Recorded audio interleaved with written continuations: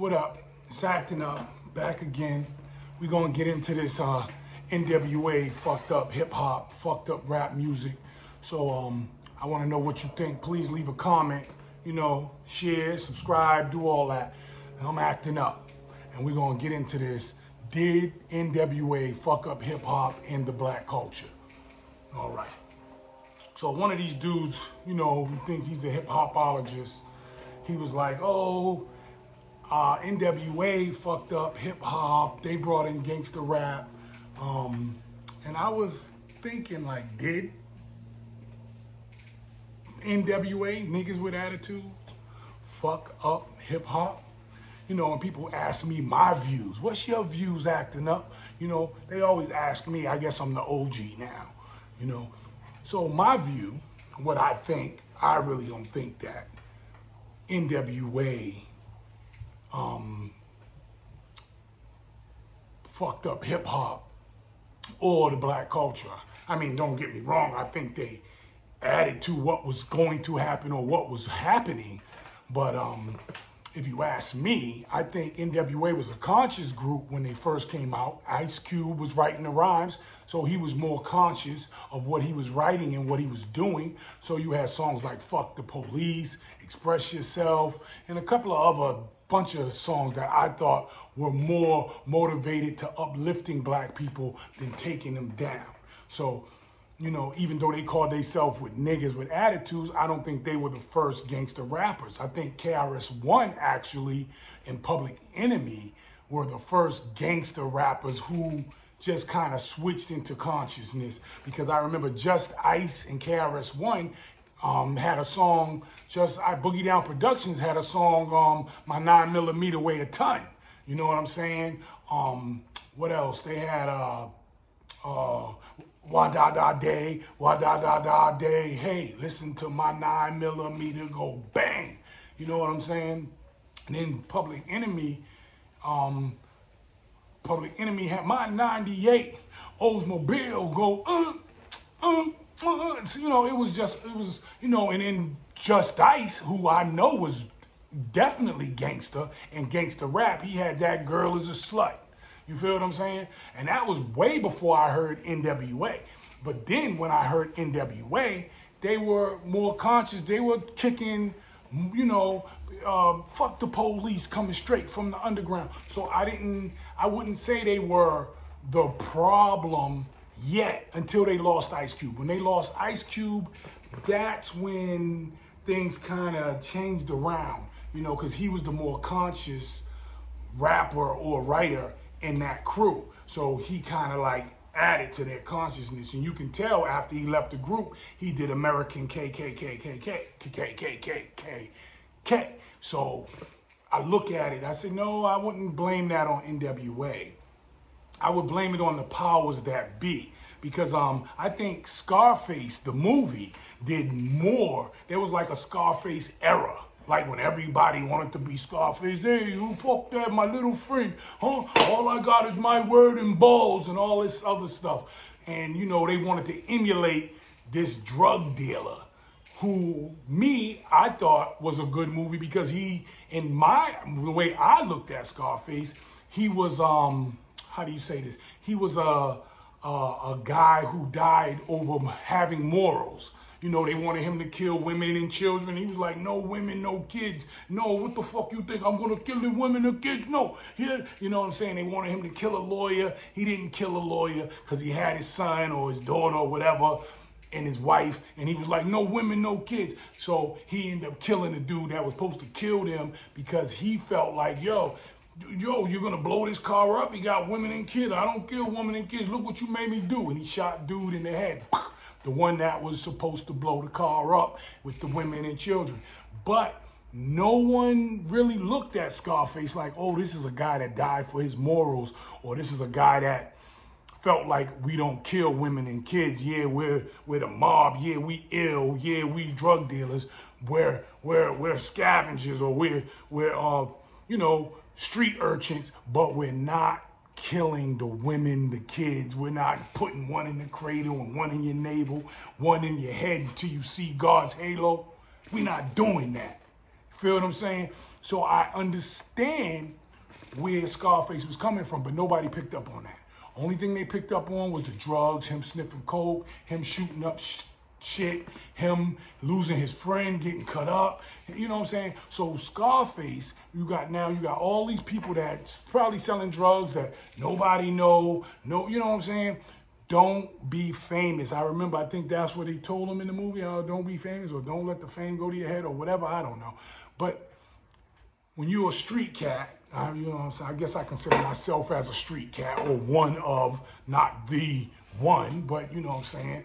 I feel like, you know, you don't want to be famous. You don't want to be in the limelight.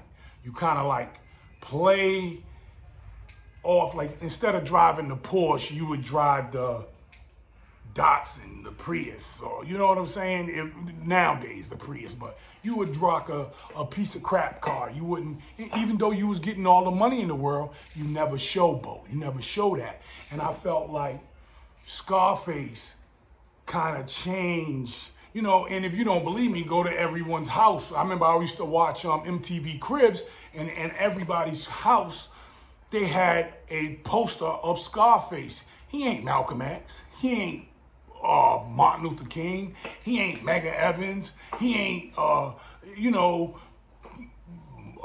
any black leader that was worth mentioning, or that was strong, or that helped uplift black people. Scarface wasn't him or them, but every crib I seen on MTV Cribs had a poster of Scarface, like he was the man. In my eyes, he was just an actor. Because if you're in the streets, you know that all that's fake. You know you don't want to go against nobody. You know you don't want no war, because your enemy is the police, is the government, is the people that's trying to catch you. So you don't want enemies on the street. You ain't trying to argue with nobody. You ain't trying to come up in your big Cadillac. You bring that Cadillac out on the weekend. You feel what I'm saying? But I don't think N.W.A, saying all of this, I don't think N.W.A, niggas with attitudes, was the problem. I think they had a great name, feel me? It drew people in, niggas with attitudes, wow. You know, it made people feel like, oh, and then when you heard their message, it was a little raunchy, but there was a message in the group, in the rhymes, in the story, in the culture. You feel what I'm saying? They weren't right off the back like, kill this one, murk that one, tell drugs. No, they were more like, you know, express yourself. You say, you curse in the back room, and you know what I'm saying? And then you come in my face and tell me I'm a bad person because I curse, but you do it in the house, not in front of people. You know, they were on, you know, stuff like that, like fuck the police. You know, I'm black and I'm brown, but you want to slam me down to the street top. Black police showing out for the white cop. You understand what I'm saying? I feel that they had a great message until they fell apart. And in that falling apart, I still say that Ice Cube had the best diss record. No Vaseline, that's number one in my diss records of all times. No Vaseline, that is the dopest, the illest diss record there is. You know what I'm saying? You know, one of, besides Tupac's. and Biggie's was ill too. You know what I'm saying? And I'm not just saying their names because they popular. They popular for a reason, because it's like they have some hot lyrics. But back to N.W.A being the catalyst of destroying the black culture. No, that was already a plan set up by the Willie Lynch letter. You know what I'm saying? And it has proved itself to be a great letter. If you haven't read the Willie Lynch letter, you need to read it.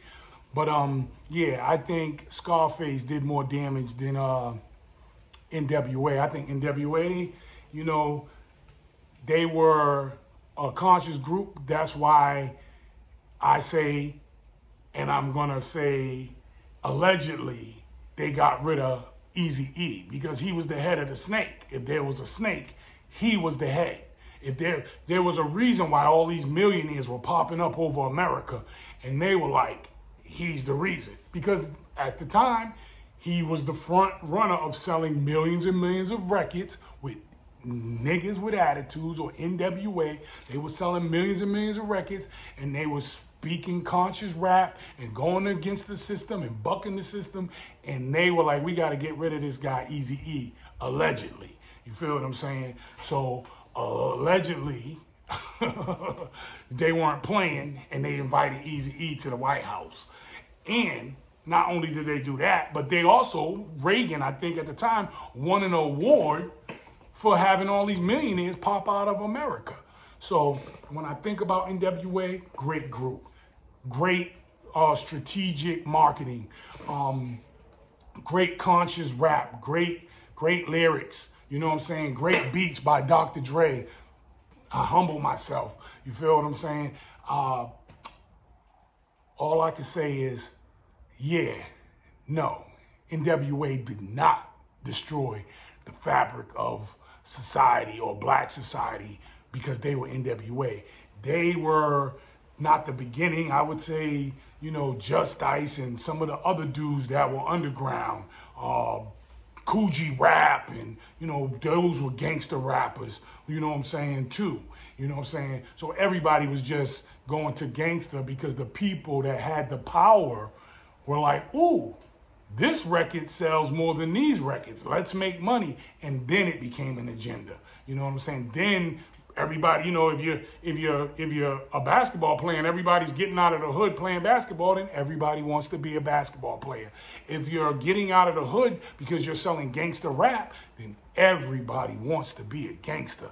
That's just how it goes. That's just how it's going to be. So when it comes down to Ice Cube, N.W.A, Eazy-E, I think they were good strategic businessmen. You know, they were probably street urchins, but when they first came out, they had a message for all the young youth, you know, and they bucked back at the system, which, you know, set out to destroy them, and they got rid of Eazy-E, allegedly.